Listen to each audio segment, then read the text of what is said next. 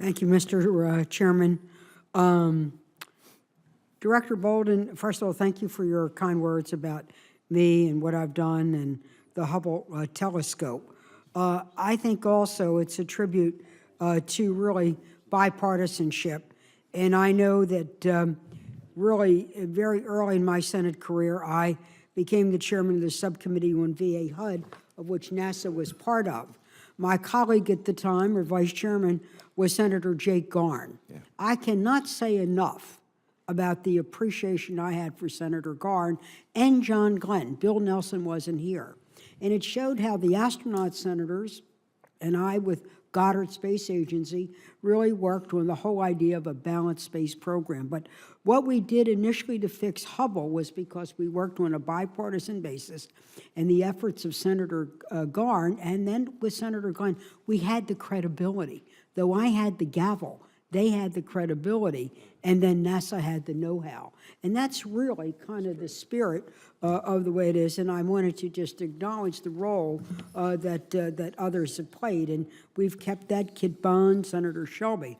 And now as we also look, and you comment on the new horizons, yes, the press is reporting, as is JPL, that we are really now pretty close to that Pluto thing, and that by all accounts and reports, technological reports, we are absolutely on target for its arrival at Pluto on target.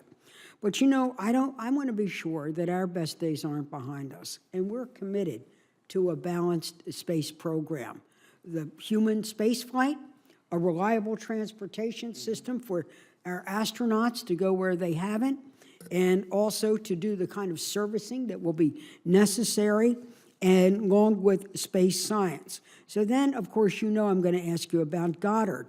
And when I saw the president's budget, in which Goddard was funded at $324 million below fiscal 15, when they have 32 on-orbit missions, when they make sure that we're getting that Hubble is targeted and so on, and maximizing its use at its current age and stage, and then managing the satellite construction for two of the major NOAA projects, along with the James Webb. They've got a full plate, and yet you cut them $300 million. Now, can you tell me, number one, why, and what is the consequence of that, and what is the consequences of that? I am very apprehensive that they're doing all this great work, and they've been cut roughly 10%. Senator, our projection for this year, for this fiscal year, is at the end of the year, because we don't formalize some projects until we're well into the fiscal year. But as a result of that, our estimate is that the Goddard Space Flight Center will end up with about $2.6 billion, their portion of the NASA budget.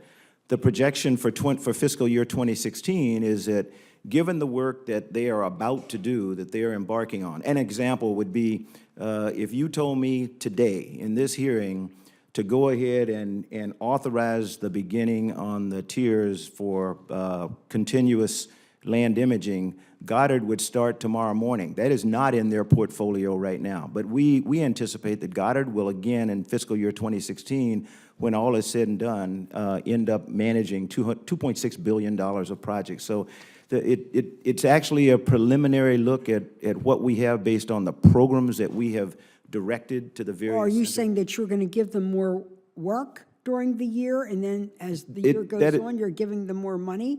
They get more work as the year goes by. Subsequently, they get more money. They get responsibility In other for words, more if they money. get more responsibility, does the resource follow the responsibility? Yes, ma'am. It does. Now, yes, ma'am. I was going to get cute, but I won't. No, don't. I'm not.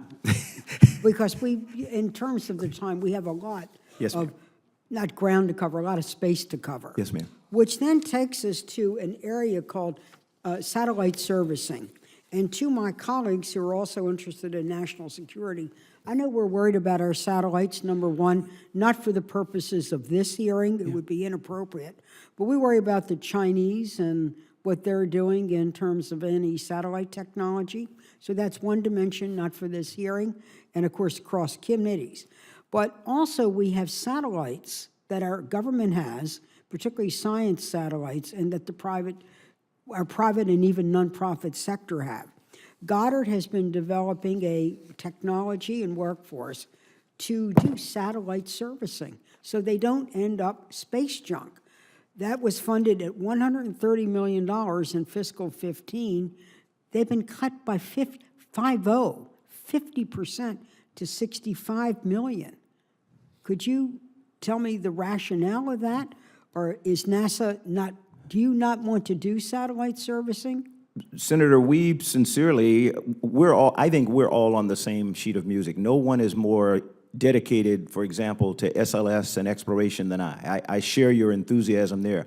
I share the enthusiasm for making sure that this nation is second to none when it comes to being able to maintain and secure our satellites. And with that in mind, I would request that you allow me to come and have a conversation with you, and I can bring staff members or some of your staff so that we can talk about satellite servicing and the challenges that we face there, because it is my belief that with industry, companies like MDA, like ATK, who are already doing, have hardware in hand that does some of the functions that we know we're going to need. We're working with DARPA collaboratively because they're doing some of the things. Why don't you come and talk to Yes, me ma'am. about I would really appreciate that, because I am, to be quite honest, I want to be in sync with the committee, and I will admit, I am the one person in this room who is probably not in sync with you all, because I have, for 4 years, I have pleaded with people to tell me who the customer is going to be, and the potential customers keep telling me they would much rather have me be their customer. And that's, I want to make sure that we are not at odds with American industry, and so I need to talk to you if that would be good. And then I think we can get in sync. Well, I'm out of sync. My time is up. I have another question about wilds, but I say to my chairman of this committee, subcommittee, and the chairman of the full committee, satellites are on my mind, and they are really a big budget, not only in the NASA committee. And whether it's NOAA or whether it's DOD, I'm worried that we don't know how to build them and maintain them and service them. And so we often run into satellite boondoggles. Okay? Oh, yes, ma'am. So that's one thing.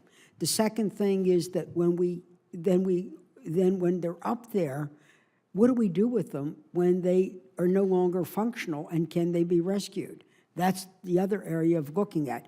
And then the third, the national security protection of key satellites from those nation states or others that would have a predatory intent. So I've got satellites on my mind, and I would like them in the budget. Yes, ma'am. So, Mr. Chairman, I've used up a lot of time. It's okay.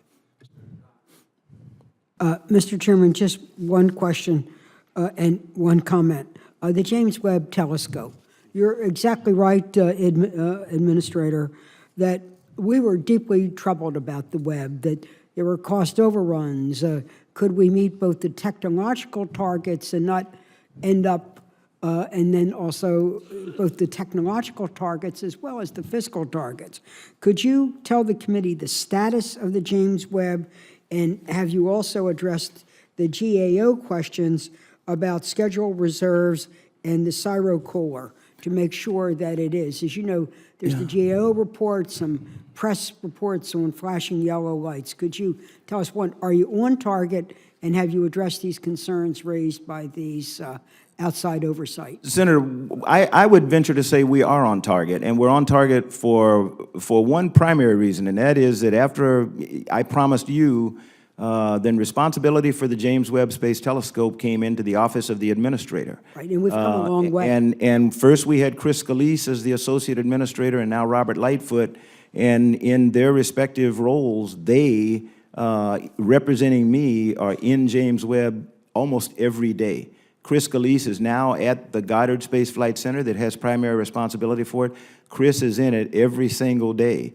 And I now have a monthly tag up with Wes Bush, the CEO of Northrop Grumman, because we both agree the critical importance of the James Webb Space Telescope, not just to this nation, but to the world. But also, it's critical for both him and me to demonstrate that we know what the heck we're doing. And if we can't deliver it on time and on budget or under budget, then it says there's something wrong. And so we are concerned about the technological challenge of the cryo cooler, but we think that that's getting back on track. We still have about a 10-month cushion in the schedule, but I caution people all the time. What does the cryo cooler do?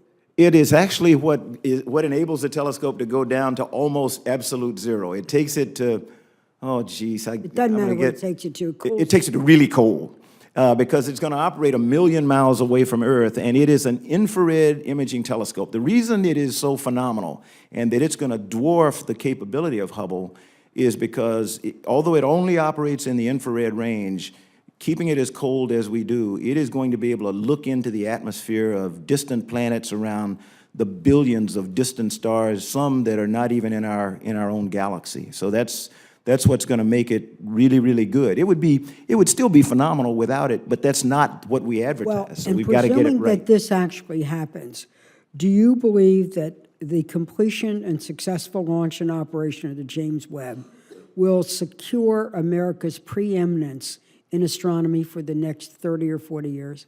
Oh, Senator, there is no question. Nobody, I tell people, now that we're on the Hubble anniversary, I tell people about our crew before we launched on the deploy mission. We absolutely knew that Hubble was going to do something great. We had no clue. And if anybody had asked us if it was going to have taken its place in the pantheon of great scientific instruments, we didn't know that. We are very confident that James Webb will further revolutionize the fields of planetary science, astrophysics. We will know more about this universe as a result of James Webb after 2018 than anybody ever imagined. Well, I'm glad I went into orbit. Oh, you and me both. Thank you very much.